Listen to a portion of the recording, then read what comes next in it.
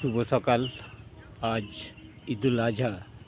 ঈদুল আজহার নামাজ সমস্ত জায়গায় ভারতবর্ষে বা কালকে মরুভূমি এলাকায় আরব কান্ট্রিতে হয়ে গেছে। আজকে আমাদের এই ভারতবর্ষেতে ঈদুল আজহার নামাজ 8টায় হলো।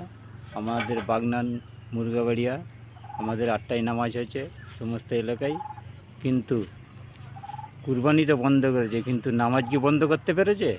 নামাজ হচ্ছে একটা মুসলমানদের ইমানের বল। এই নামাজকে ওরা কোনোদিনই বন্ধ করতে পারবে না। গরু বন্ধ করতে পারবে, কিন্তু কোরআন পড়া কারো বন্ধ করতে পারবে না। কোরআন সে তার বাড়িতে বসেও পড়তে পারবে। এসব হচ্ছে ধর্মের নামে সব চলছে, সব মুসলমানদের দেখতে পাচ্ছে না। এইটাই হচ্ছে সংবিধান যে অধিকার দিয়ে গেছে, সেই অধিকারকেও মানছে না। কিন্তু মুসলমান সারা পৃথিবী আজ একটা জায়গায় এমন পরিস্থিতির মধ্যে দাঁড়িয়ে আছে। আজকে মুসলমানদের মধ্যে মুসলমানের একটা মিল মহব্বত নেই বলে আজ এই একটা পরিস্থিতি পৌঁছেছে। কিন্তু কুরবানি হয় না, ঈদুল আজহা হয়ে গেল, তাতে কি যায় আসে? ক্ষতি মুসলমানদের হয় না, ক্ষতি সমস্ত হিন্দু ভাইদেরই হয়েছে।